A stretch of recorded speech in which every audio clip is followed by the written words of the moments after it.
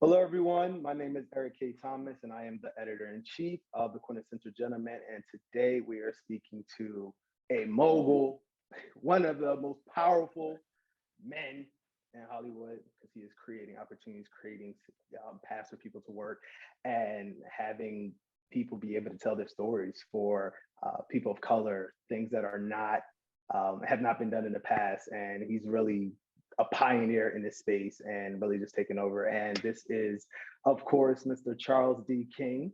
What's going on? What's going on, Eric? It's a pleasure to be here with you today, man. Happy New Year to you. Happy New Year. Happy New Year. Proud to be, electronically here, virtually here, hopefully we don't have too many of these and we get back to our in-person, our in-person shenanigans That's as we right. enjoy each other's time. I'm looking forward to that. Awesome, awesome. So, if you do not know this man, you will. And I'm upset if you don't. But he is a film producer and the CEO of Macro, which is a a multi-platform media company representing the voice of perspectives for people of color. And we're having this conversation today to really just dive in a little bit more about your story, a lot more about Macro and what you and your team are doing over there, and then also just showing the power that you're wielding and being able to use your power for good. Sorry, I'm still on my Marvel. I just finished watching Hawkeye, Spider-Man, so I'm on this whole. Hawkeye was good, man. I enjoyed that. I watched the first episode. I'm looking forward to some more. It was really good, and I'm not Yeah. really a big fan of if you don't have enough magic in it. I normally get turned off. It's like I need to see some fight scenes, some craziness. But it was actually pretty good for someone with a bow and arrow. There you go. Awesome, awesome. So to dive into it, I actually want to know um, what your definition of Macro as a company before we kind of dive Mhm. into how you got here. What is macro? Yes, My definition of it, macro, yes. on its surface is a multi-platform. Platinum would be nice, right? At some point, hopefully, we get into music, and we have some artists that we work with go platinum. But no, but no, we're a multi-platform entertainment company. Um, film, television, digital content, creative agency, and we also have a representation vertical. And the through line for our company is representing the voice and perspective of people of color, Black people and people of color, both domestically and globally. And what we do, in our content verticals, is we finance, Yeah, develop, and produce content across every platform. And the creative agency kind of interfaces with and extends the community of the content that we've creating and producing, and also interfaces with Fortune 500 companies and brands that are interested in the marketplace and the audience that we're kind of in the middle of.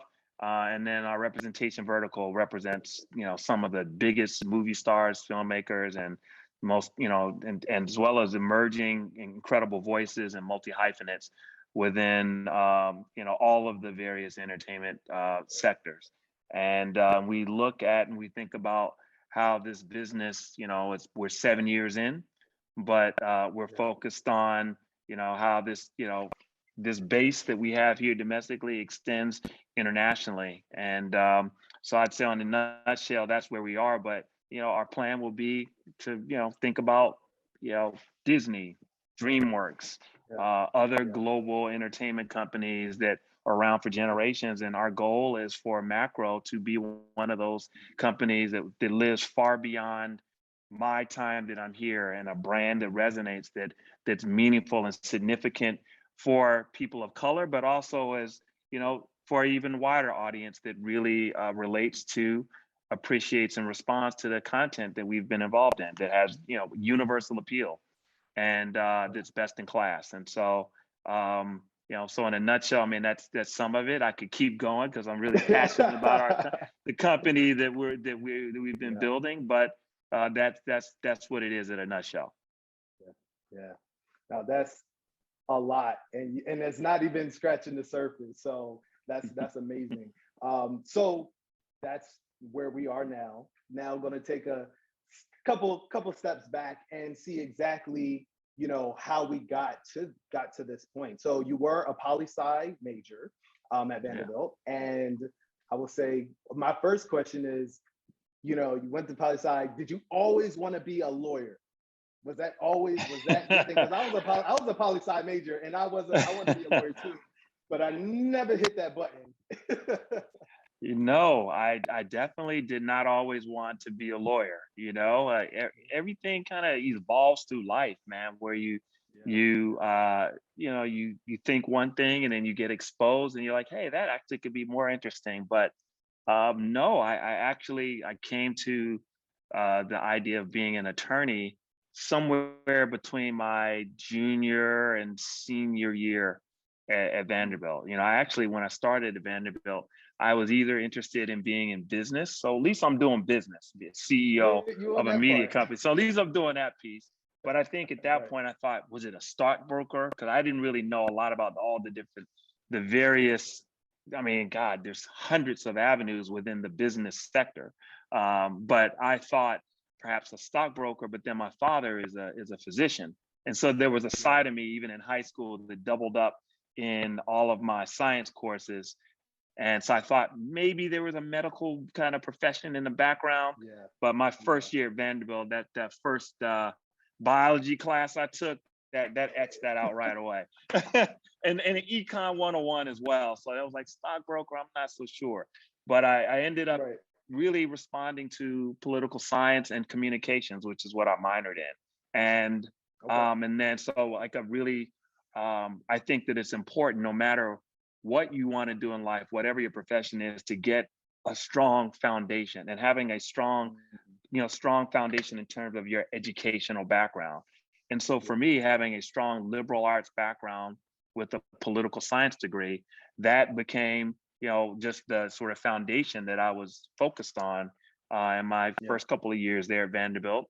And then it was during my junior and senior year where I was dabbling in some things in the entertainment industry, more from in front of the camera perspective. I was doing commercials and like cheesy print ads and things like that, as a way of, I was making good money on the side as a Yeah. as a college student, and it was fun. Yeah. But then one of the photographers said, look, you're at Vanderbilt, you're studying political science, um, you're at a great school at Vanderbilt, have you ever thought about entertainment law? And so it was Mhm. really that idea that was planted, and I immediately went to LA Law, which was the show I watched with my mother growing up, Yeah. in high school, and that Blair Underwood's character. And it was that idea, oh, that brother, that charismatic brother from LA Law, that could be interesting. And so that was Yeah. the first seed that was planted.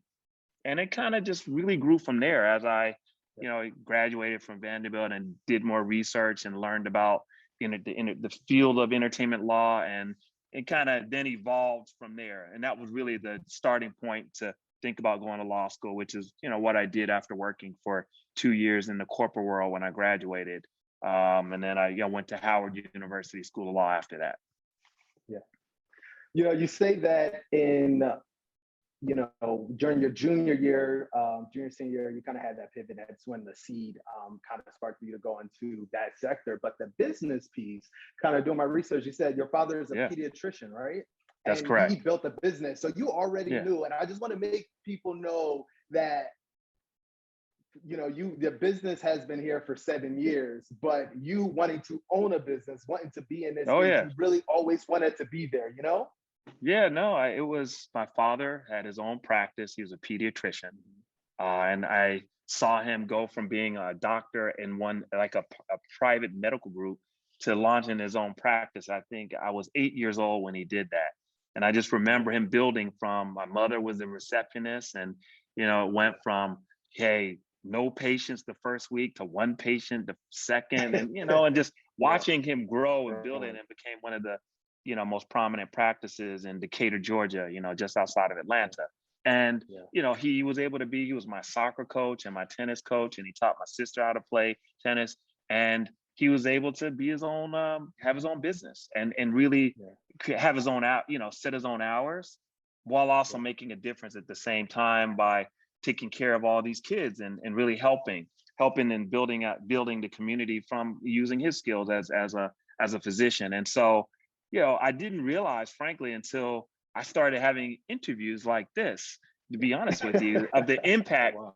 that my father had on me thinking about business. And then I guess I started thinking about, well, what's my own lens of going into that world? And there were a couple of shows that I watched back in the day. And so I think that's where the stockbroker idea came. And it was, a couple of shows that I was like, maybe that's an interesting way to go. And so it really evolved. In college, I was doing like network marketing, and I worked at a bank as an intern for 2 summers, and I worked in retail sales. So I was hovering around the business sector. And then when I got to law school was really where it crystallized, at Howard Law, when I started, my corporate law classes, my entertainment law classes, but it was a couple of my clerkships where one, I was, the law clerk, but two, I started my own management company with 2 of my classmates from law school. And I was always trying to do these entrepreneurial things. But then it was one of these lawyers who said, Charles, you'd be a really good lawyer, but I think you'd make a great agent. And I first got offended. I was like, what are you saying? And, and then I actually then did this research about, well, what do agents do and what do they go on to do? And then that's when I learned about David Geffen and Barry Diller and all of these media moguls who at one point started out as agents. And so then that idea of like one day having a business that I could run, but have it be in an area that was exciting and interesting to me, what could be my path? And it was really those things. And there was one big thing, this book that I read about Reginald Lewis, the African-American, Wall Street, M&A titan, who's, by the way, one of my fraternity brothers, Kappa Alpha Psi. And I just, it was called Why Should White Guys Have All the Fun? And it was that book that really kind of took what he did in the private equity banking world to buy and acquire TLC Beatrice, looking at what David Geffen and Barry Diller did coming out of the entertainment sector, seeing what Bob Johnson did with BET, where all of those things combined kind of crystallized this idea for me one day to launch and build a media company. So yes, I was always dabbling around and thinking business, not knowing exactly what it was. And it was a, life path and education and exposure to opportunities that really opened up my eyes in terms of what was a possibility for something for me to aspire to one day. Well, it's great that, members of Kappa Alpha Psi Fraternity Incorporated are able to create that. I'm an alpha, so, to see, other brothers doing that, I can tell from the colors you're wearing there. But guess what, man? My 2 best friends at Vanderbilt, one was pledge alpha, the other was a Q. I was a nuke, and we're like lifelong friends, man. So hey, it's all good. We're it's all the brotherly bond regardless. That's right. Exactly. One thing that you said I think is so interesting, and I think specifically the younger generation does not pay closer attention to, is kind of like that internship piece, that clerkship piece. They think automatically you should be there. And, I'm a person who I interned at a law firm, I interned at a radio station, all of these various things to kind of figure out my path. But, these days, it's kind of like, oh, this is what I want to do and I'm gonna go straight there. But you haven't experienced anything. You don't know exactly what you're looking for. So it just kind of adds to that theory of definitely going out and, dabbling in a whole bunch of different things while you're young. That's right. I learned so much about what I was interested in doing, what I was not interested in doing from the internships. And you just got exposure to things, right? You just got exposure to things that I just, I'm one who really learns by doing. And so that was incredibly valuable for me. There's one thing, for some people are good with learning through, academic studies. And I could say I was competent at that, but I'm really good learning by doing. And so all of my work experiences, as well as my entrepreneurial experiences, have really been probably the most impactful educational tools for me as I've developed and grown, in addition to obviously the educational foundation from college and law school. And you also are very intentional. And then, we'll kind of start talking about how, you went to you went to LA after graduating from Howard University Law, and starting at the Mailroom at Yes. William Morris Agency, which is one of the oldest talent agencies. Why was it so important for you to start there? One, at that agency, and then specifically to start at the bottom? Well, there were several things. I did a lot of research on this, right? Like, and that's one of the things I always encourage young people is to try to research and take as many informational meetings as possible with people that are already in the professions that you're thinking about entering into. And you can just learn a lot from them and learn a lot from those. And so I was blessed and fortunate to do a lot of networking and to meet a lot of lawyers and executives in the entertainment industry before I actually had graduated from school. And so from a lot of the research and informational interviews, I learned about that talent agency world and how it basically is like the Harvard Business School of entertainment. So if you land in one of these talent agencies, it's the center of the ecosystem. It's the belly of the beast of where you build these key relationships. In every industry, relationships do matter. And in the entertainment industry, I'd say it matters more than most. And it's crucial in terms of like who you know, but then obviously it's what you do and your hard work and your skill set, et cetera. But the cultivation of relationships is vital to the industry. And so that world, it allows you to build key relationships quickly within an ecosystem, just like when you go to college and you have camaraderie with all of the people that went to the university with you. And so I knew that it had also access to information, and it was just the center of the wheel of talent. And so I was intentional in going into that space. And I also was intentional in knowing that all of these titans in the industry started in the mailroom, that very few people skip that step. Very few start out as executives or working in marketing.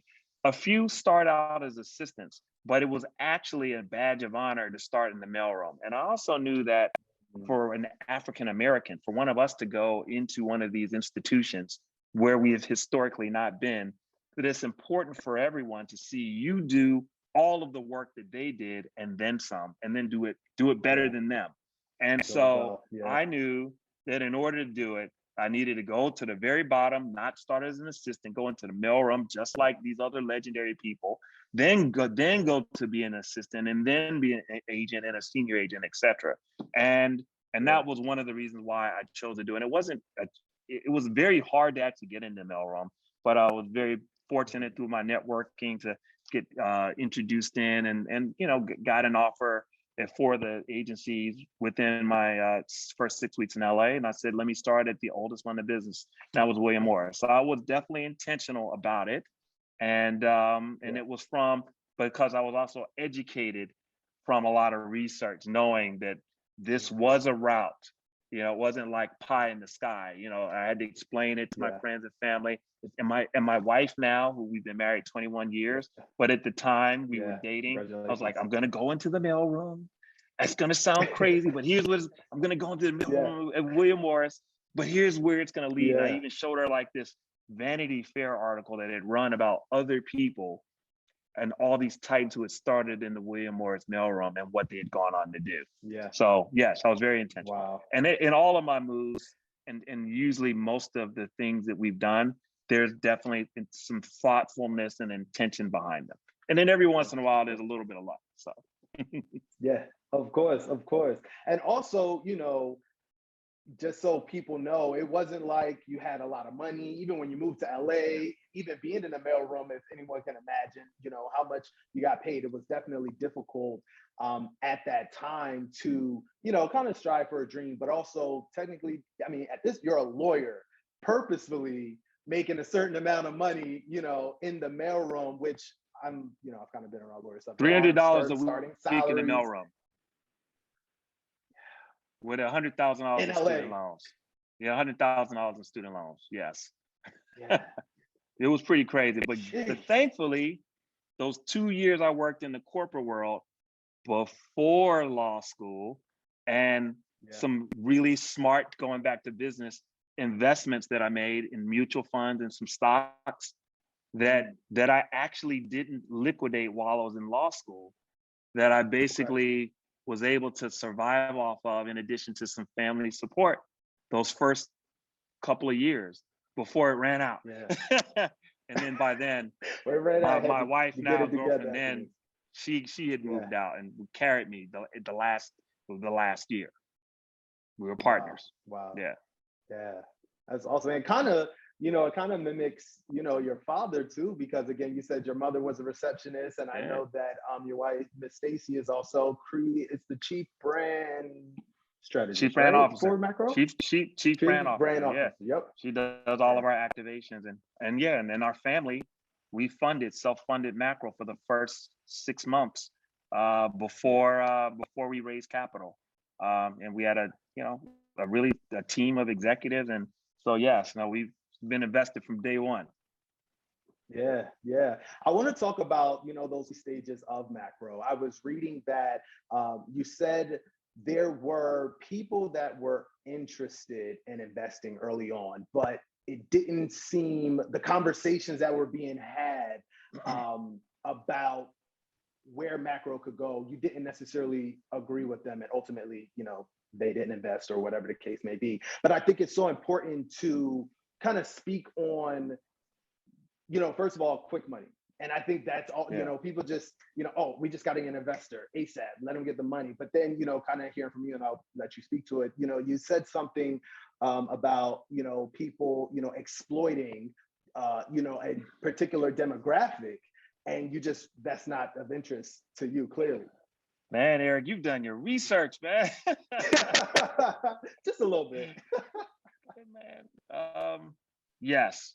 You know how you get that feeling the positive feeling in your stomach where you're like, I've got a great feeling about something, and that gut instinct. And then sometimes you also have that same gut instinct where it's like, that doesn't feel right. There's something, feels off. Um, it's one of those things where I had that feeling like, I'm, I, they're saying they're interested. I've enjoyed many of our conversations. I'm actually learning a lot from them. And I actually learned a lot from some of I learned a lot from everyone, but I learned a lot from some of the early investor meetings that I had and people that were interested in investing, some of which I've taken on. It's been helpful as we've continued to build macro. Mhm.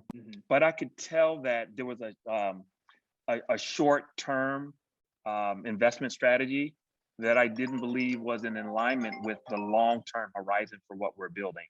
I believe they saw the business opportunity, but I didn't think that they weren't as much in line with our mission for uplifting our community and our culture. And if you're going to go into a marriage, if you're going to go into building something that's unprecedented like what we're building, there's no way you could have someone in your sort of core investor group who's not necessarily in it for the long haul or in complete alignment with you. And so, Yeah. as incredibly painful as it was, and I will tell you, it was very painful. Yes, it was clear that the terms and what was going to happen was not going to end up being something that was going to sit well with us long term. And so we had Yeah. to, agree. I agreed to move on from them, and Yeah. we're basically starting all over after leaving my prior job. And this was the group that I thought was actually going to be my lead investors. Some Yeah. real growth went through it, and that's what I'll tell you. That's when we found the most incredible group of initial, and they've continued to be investors, friends and family, incredible, you know, complete alignment, smart strategic investors who saw not only the business opportunity, but also the impact opportunity for macro. And they've continued to be such amazing supporters and investors and have helped our company get to where we are now, as well as, help play a tremendous role in the transformation of the entertainment industry. with Yeah. what Macro has been able to accomplish these first 7 years since our launch. So that partnership and alignment wouldn't have happened if I had gone with the first group. And so Yeah. I would just encourage anyone, any young men, any people hearing this interview and this conversation to take that experience that I had to heart when you think about your path in life and when you think about businesses and opportunity that you're gonna embark upon, and make sure that those parties that you're going to do them with are in alignment with you, because it's Yeah. not going to be possible without that. Very true, very true. And I think it's also, it speaks to the person too, to realize that on onset, to know like, yeah, you to your point, you gotta trust that gut, because a lot of times there are a lot of situations that don't work out well, and you Yeah. kind of trapped or have to start over when it's too late. So I definitely get that. Another Following the thing that you, signs, I'm sorry, go ahead. following the signs and having discernment. I mean, there's a gut is one thing, but then you see enough signs. When you see enough signs, someone shows you who you are. Don't ignore them. Believe it. Yep. That's all. Yeah. Very true. Very true. So, your early job was, specifically as an agent and, working at William Morris. And it was about building relationships. And some of the relationships you have built, majority of the relationships you have built have, grown and just really been really, really good to your business, good to you. And I want to know, what are some tips that you think about when it comes to building relationships? Because we hear that all the time. It's like, oh, you got to build relationships, but then also it can't be forced. It has to be kind of authentic and things like that. Yeah. But I would love to hear from someone like you what it really looks like to build relationships with people, so that you can grow together. Man, that's a really, really thoughtful, a great question. Authenticity, you use one of the words. I've used this before, I've said it before, but I just have to say it again because you said it and I just got to reiterate what you said, but I'll add to it, which was, I remember when I was loading the U-Haul truck to drive to California, and my grandmother literally gave me a hug and kiss, and she just said, just go out there and be yourself, and they'll have to love you. Just be yourself. Yeah. She doesn't know anything about the entertainment industry or business or any of that. And I grew up in Decatur, Georgia, and she knew I was moving to Hollywood, and she said, go out there and be yourself. I'm the same kid from Decatur. When I go to my high school reunion, it's like, damn, Charles, you're the same. You work in Hollywood, but yes, I am the same.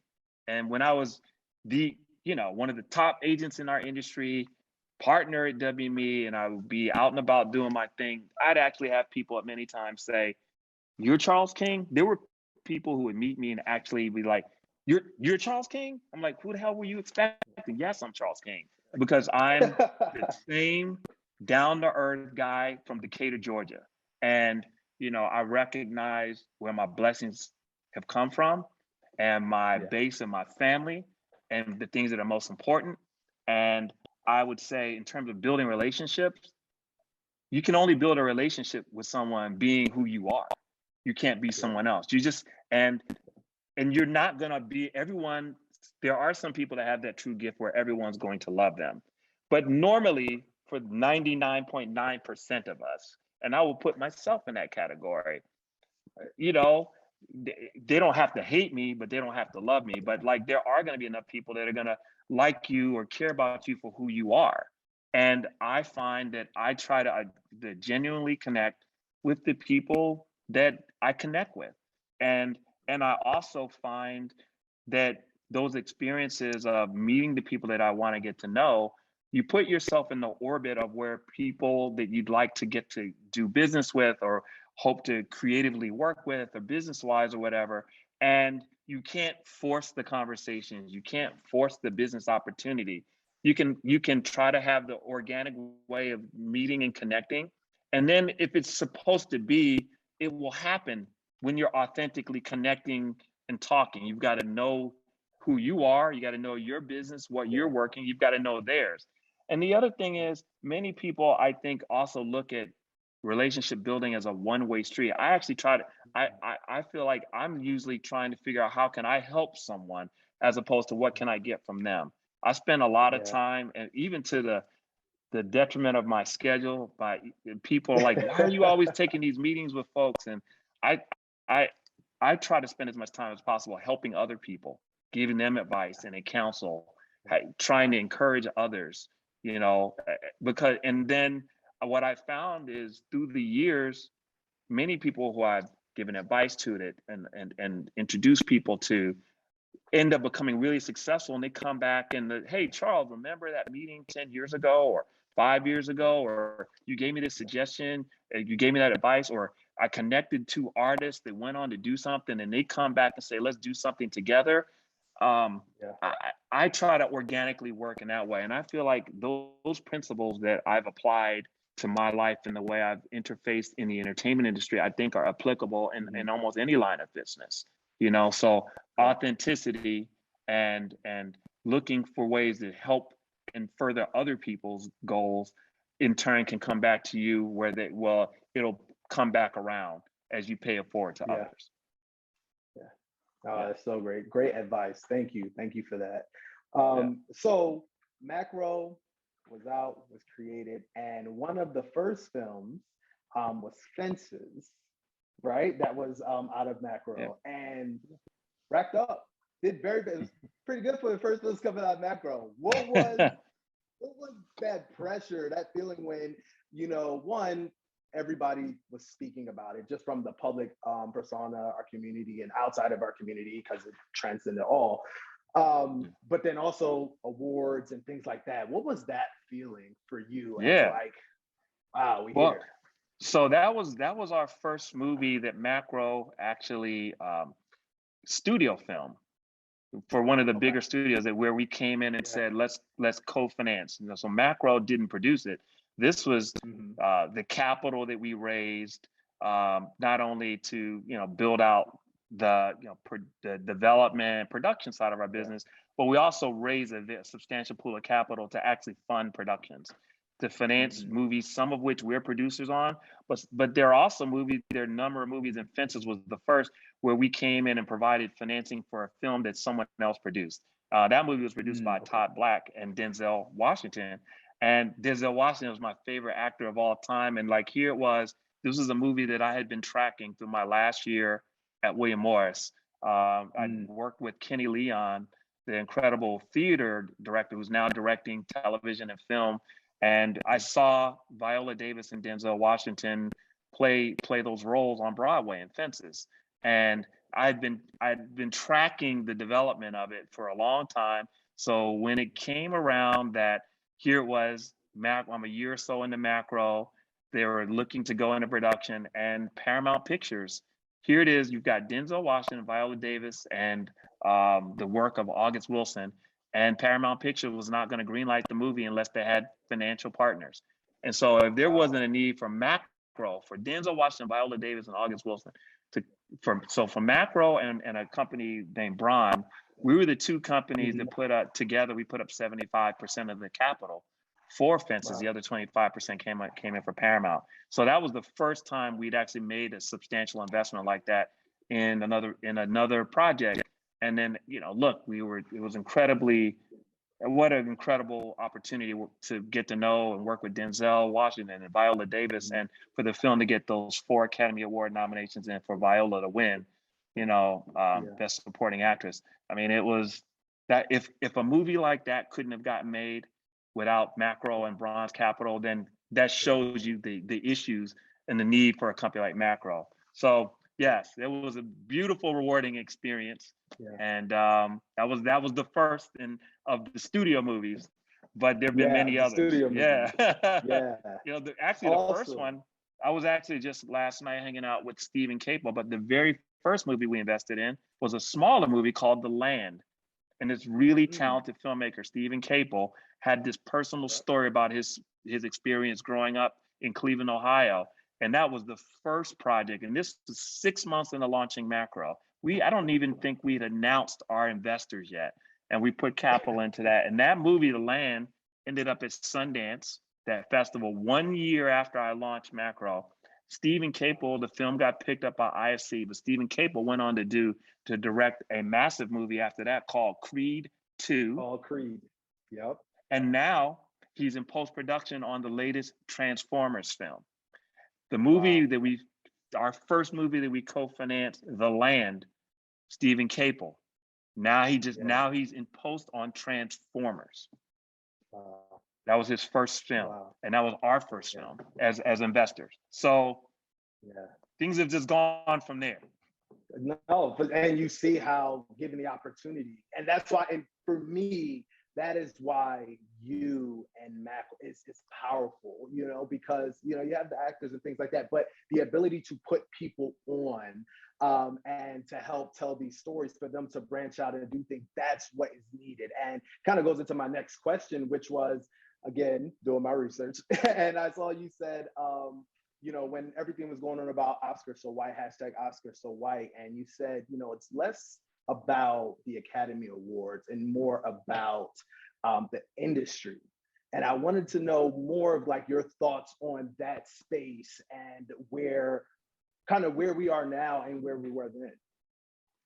Yeah, no, the Oscar so white, the first time, the Oscar so white hit was literally, I think 3 or 4 weeks after it was shortly after I launched Macro. It was like a month or so after it.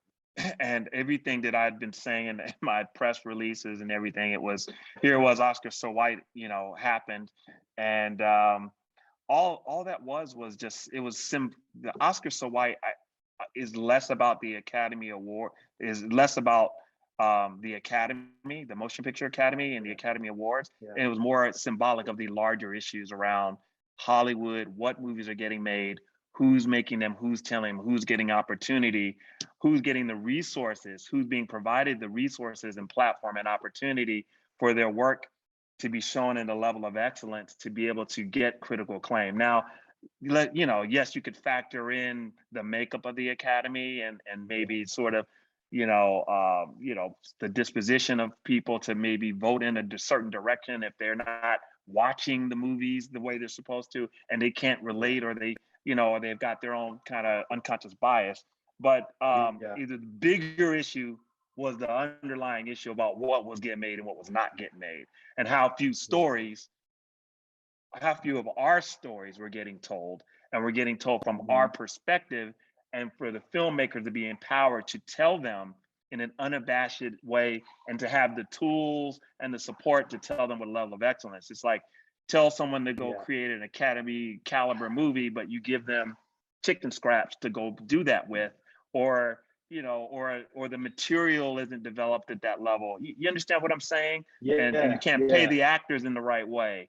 So I think that the strides that have been made, I think for the Academy, if I were to be honest, I feel like they've made more strides than the rest of the industry over the course of these last 6-7 years in terms of the makeup of the Academy. We're making strides. There needs to be more strides in terms of the decision-making process of who's deciding what movies get made and how they're being told. There's more people with production deals and producers, and that is incredibly positive, and that's progress. But the ultimate progress is when, there's more macros capitalize as $1 billion player instead of $100-something million player, and that there are 10 macros the way that there are, 5 big streamers and 6 or 7 traditional studios, all of whom are led by people that do not look like us. So until we have some parity in those ways, this is still going to be an issue. But there's progress. We just still have quite a ways to go. No, I mean, you got ways to go, but definitely making strides, and definitely, reason why you're here and what you're doing is so great. Even to add to that, I want to know, kind of what ways are Macro helping to kind of usher in this new era of Hollywood. I've seen the partnerships you guys have with TikTok. You've done things with HBCU, Shea Moisture, things like that. And I just like kind of what's your feeling on like this next generation, especially with I'm now seeing like this social media being so like, first of all, Mm. people, the reels and the TikToks, I don't think I realize I am as old as I am trying to do a TikTok, but these people who are creating these TikToks, they could edit a film the Oh way that they're yeah. doing these things on social media. Not only could they are editing films, and they will be editing films. They will have production deals, and you will see award-winning filmmakers come off of social media platforms. That's 1,000% going to happen. And as a people, we're incredibly resourceful and entrepreneurial, right? And that's the thing that I think is that I get excited about this next generation. One, they're uh, they're not going to wait for 40 years to be given the opportunity. Okay, they're um, they're going to find the opportunity themselves. They're going to build it out, and they're going to use their savvy and understanding of social media to show their talent, to perfect their craft at storytelling, and the cream will rise. They're the talented artists that have something really unique to say and how they say it and the artistry around it, whether it's a 2-minute video, ongoing series, they will get recognized. I think about like what the incredible sister, my friend Issa Rae did with Awkward Black Girl, Yeah, right? yeah, Like, I mean, that yeah. was the early version of what people on, is what she created with Awkward Black Girl, financing that on her own, Hmm. right? And using her resources, using it as a YouTube, putting a Awkward Black Girl up on YouTube, using it as the early premise to go and develop and build Insecure, and that show has become a cultural zeitgeist for our culture, right? Yeah, Like, and she used her incredible voice, her ingenuity, and used and put it out on social media. So we're going to see dozens and dozens of examples. I think about several of our television shows and projects, and they were launched in several ways. Our first show, Hentified, we financed and produced one of our first digital series, Hentified. We did it as a wow. digital series where we did like Yeah, 6 episodes, and they were like 8 to 10 minutes each. And that premise yeah, of what we shot digitally and the sizzle trailer that America Ferrera was in it, it took off and people were calling about it. And then we sold it as a half-hour show. And we just wow. finished our second season on Netflix from that.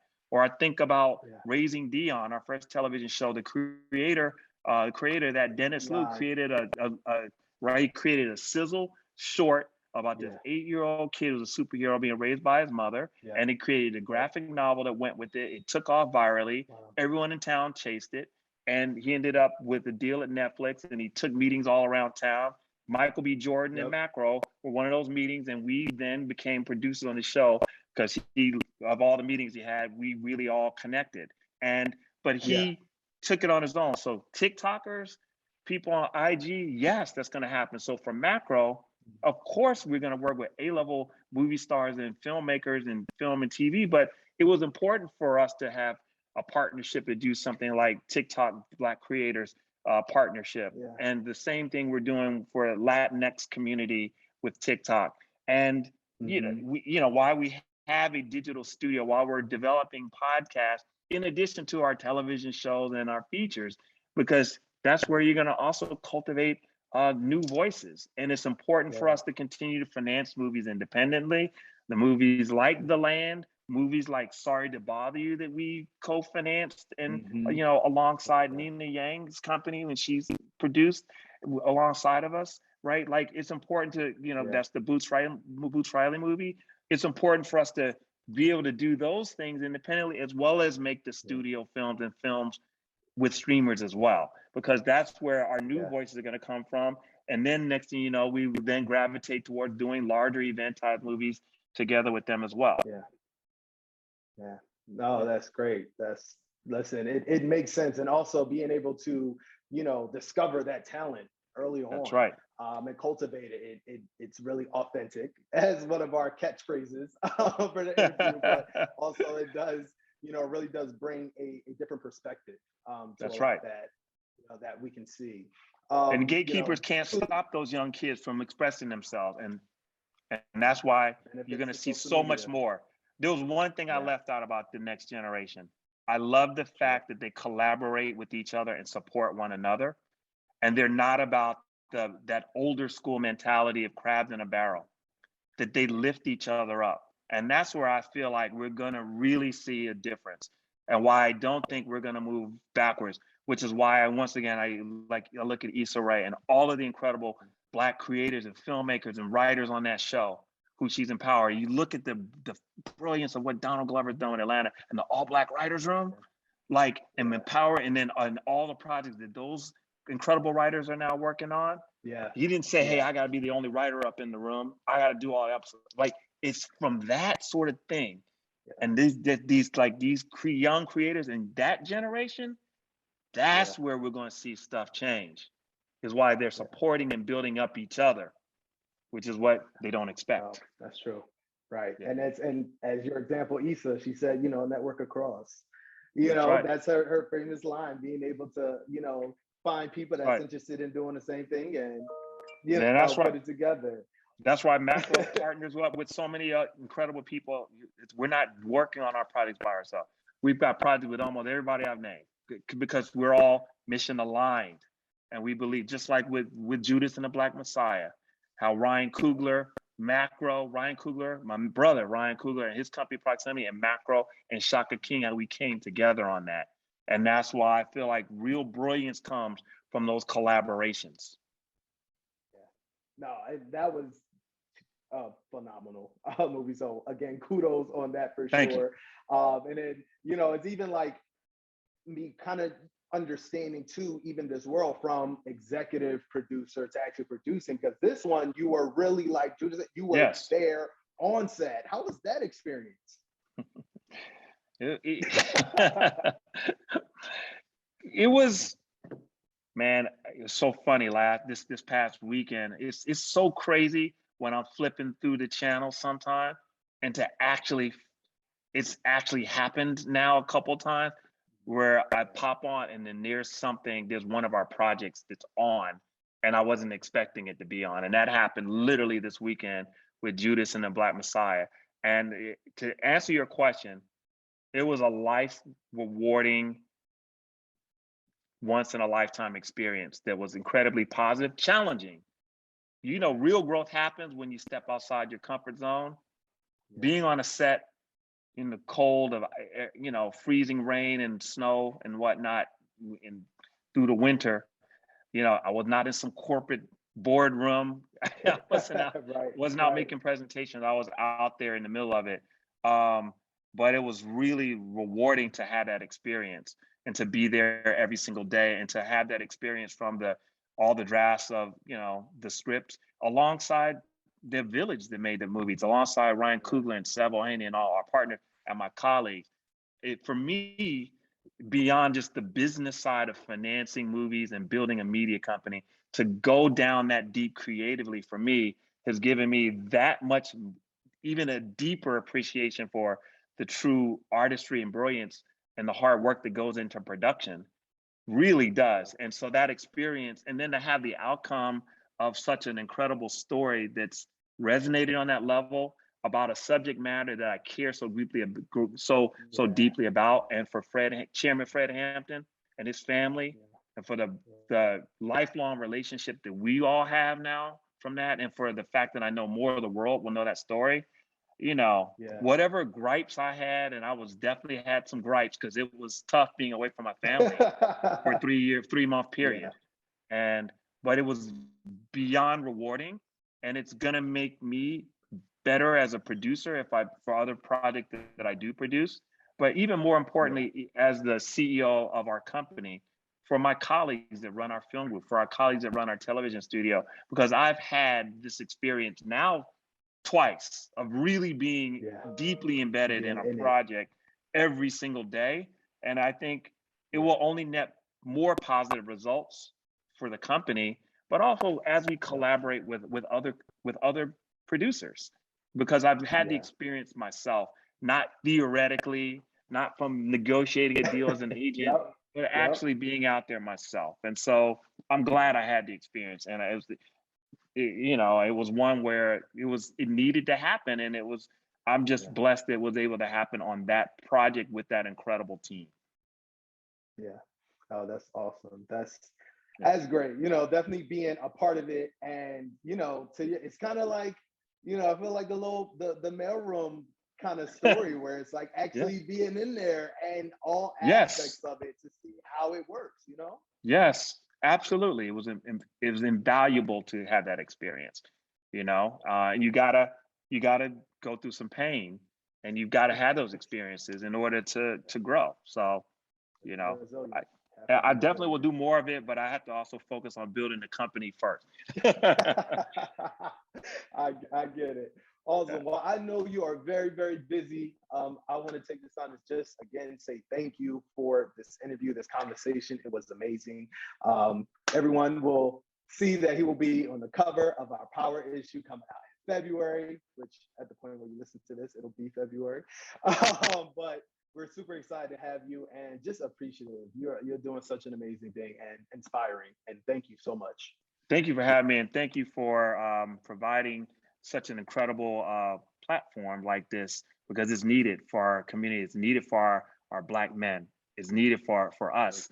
you. Be able to see who we are, to see the excellence that's in our community, and I commend you for what you're building and what you're doing in this time. It's needed. It's refreshing, and I'm really honored to be a part of this issue, and to be able to spend this time with you.